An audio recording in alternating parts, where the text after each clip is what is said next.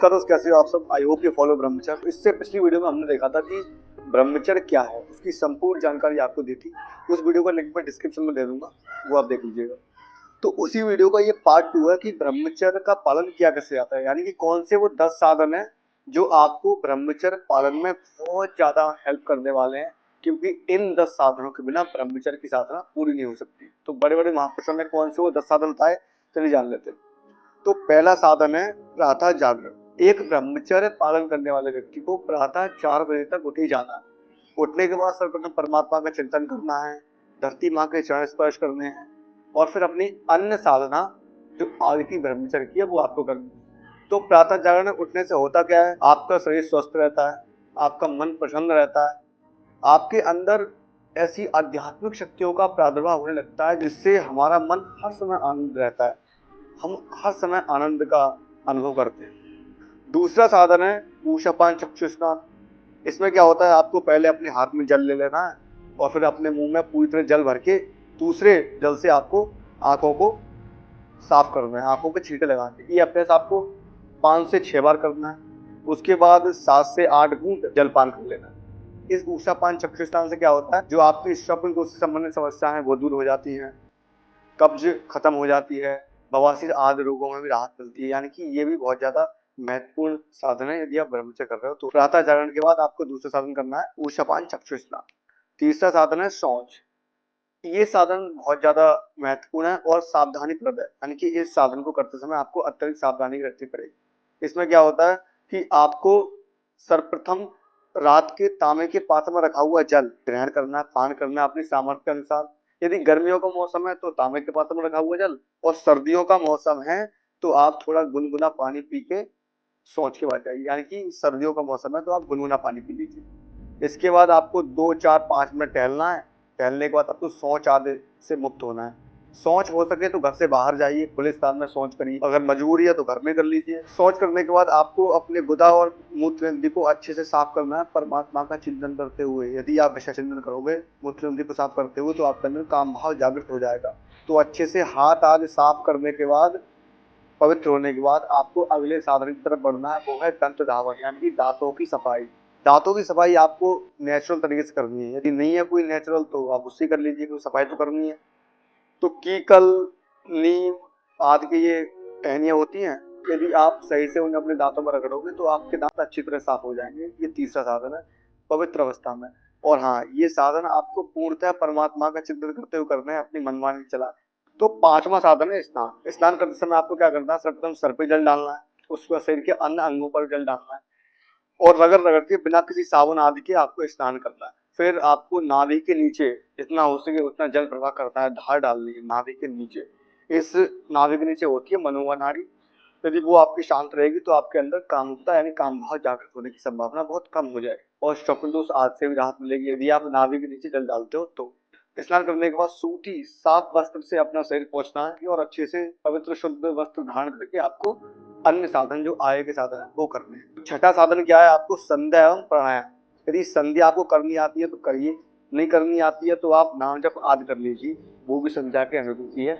उसके बाद प्राणायाम, कुछ आसनों का अभ्यास कर लीजिए, ऐसे सिद्धासन है, पद्मासन है, वज्रासन है, सर्वांगासन है, मयूरासन है, ये ब्रह्मचर्य के आसन है, इनका अभ्यास कर लीजिए। तो संध्या और प्राणायाम ये भी बहुत ही महत्वपूर्ण अंग है ब्रह्मचर्य का, तो आपको इस पर भी थोड़ा ध्यान देना हो।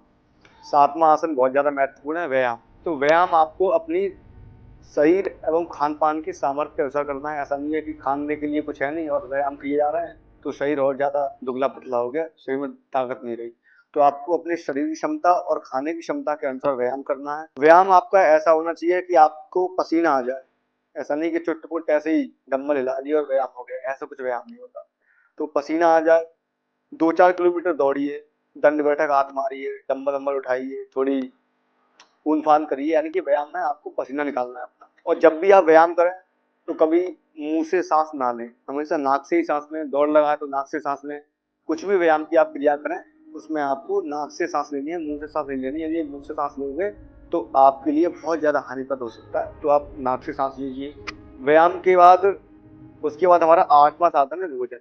ये सब साधनों का बहुत महत्वपूर्ण अंग है, क्योंकि प्राय भोजन से ही हमारे अंदर तामसिक प्रवृत्ति जागृत होती है और हम अपने ब्रह्मचर्य को नष्ट कर देते हैं। तो भोजन आपका सात्विक होना चाहिए, ज्यादा मिर्च मसाले आदि का आपको सेवन नहीं करना है। प्याज लहसुन अंडा मछली ये सब नॉन वेज वगैरह है, इनका आपको प्रयोग बिल्कुल भी नहीं करना है, त्याग दीजिए। यदि इनका आप प्रयोग करोगे सेवन करोगे तो आप ब्रह्मचर्य नहीं रह सकते। और सबसे महत्वपूर्ण बात, आपको नशे आदि से बिल्कुल दूर रहना है, क्योंकि ये तो बिल्कुल त्याज्य पदार्थ हैं, निषिद्ध पदार्थ हैं जो आपको बिल्कुल ग्रहण नहीं करने हैं। यदि आप नशे आदि करते हो और तामसिक पदार्थ भोजन ग्रहण करते हो और अन्य साधन सभी करते हो, तो आप भूल जाइए कि ब्रह्मचर्य कुछ है, ब्रह्मचर्य बिल्कुल नहीं रह पाए। तो ब्रह्मचर्य रहने के लिए भोजन में सुधारना अत्यंत आवश्यक है। ब्रह्मचारी का सही भोजन क्या है? थोड़ा दूध ले लीजिए, फल ले लीजिए, सब्जी आदि जो हरी सब्जियां हैं, साग बिना किसी मिर्च आदि के वो ले लीजिए, मठा ले लीजिए, घी हो वो ले लीजिए। यानी कि आपको अपने डाइट के अनुरूप ही आपको भोजन ग्रहण करना है और तामसिक पदार्थों से बचना है। तो ये तो होगी भोजन की बात। अगला साधन है सत्संग एवं स्वाध्याय। सत्संग एवं स्वाध्याय क्या करता है? हमारी बुद्धि को पवित्र करता है। और सत्संग आपको हमेशा ऐसे व्यक्ति से सुनना है जो खुद समृद्ध हो, जिसने अपने जीवन में खुद ये बातें उतारी हूँ। मैं तो कह रहा हूँ आप परम पूज्य स्वामी प्रेमानंद जी महाराज का सत्संग सुनिए, वो बहुत ज्यादा महत्वपूर्ण सत्संग है, बहुत ज्यादा इंपॉर्टेंट बातें बताते हैं और आपके जीवन को सुधारने के लिए पर्याप्त है। उसके बाद स्वाध्याय, शास्त्रों का स्वाध्याय जरूर करिए, क्योंकि इससे हमारा ज्ञान उपार्जन होता है, बुद्धि विकसित होती है शास्त्रों के स्वाध्याय से, और हमारी पढ़ने की जो आदत है वो बनी रहती है, जिससे मन को एक एकाग्रता पूर्ण लगाने में किसी में हमें दिक्कत नहीं होती। तो शास्त्रों का स्वाध्याय और सत्संग, संतों का सत्संग, शास्त्रों का स्वाध्याय और नाम जप आदि, ये आप जरूर करिए। 10वां साधन है शयन। शयन करते समय आपको बहुत सावधानी रखनी पड़ेगी, क्योंकि अधिकतर जो साधक होते हैं वो शयन करते समय ही भ्रष्ट होते हैं, क्योंकि रात में काम वासनाओं का प्रभाव ज्यादा होता है। वो हमारी बुद्धि को धूमिल करके एकांत स्थान तो होता ही है, तो वो क्रियाएं आदि करा देती हैं, जिससे हम ब्रह्मचर्य की साधना खंडित कर बैठते हैं। तो शयन करते समय आपको क्या करना है? फोन आदि को खुद से दूर रखना है। कोई धार्मिक पुस्तक हो वो अपने पास रख लीजिए और निरंतर परमात्मा का स्मरण करते हुए आपको शैया पर जाना है। शयन पर जाने से पहले आपको कुल्ला आदि सभी क्रियाओं से मुक्त होने के बाद परमात्मा का नाम जप करते हुए, हो सके तो कोई ग्रंथ पढ़ लीजिए या अपने पास रख लीजिए और हल्के हल्के परमात्मा के नाम उच्चारण के साथ मन में नाम लिखिए, राधा राधा राधा, और हल्के हल्के आप निद्रा में जाइए, जिससे आपकी शयन की प्रक्रिया है वो पवित्र बनी रहेगी और आप अच्छे से शयन कर लो। शयन करते समय आपको अपने पैर के ऊपर पैर नहीं रखना है, कोई भी अपने शरीर के साथ ऐसी चेष्टा नहीं करनी है हाथ पैरों से जिससे आपके अंदर कामुकता जागृत हो। मोबाइल आदि को दूर रखिए खुद से, किसी शास्त्र को या फिर किसी ग्रंथ को अपने पास रख के सोइए, परमात्मा का चिंतन करते हुए सोइए, परमात्मा का नाम जप करने के बाद सोइए और अपने को पवित्र करके हाथ पैर हाथ धोकर तब आपको शयन करना है।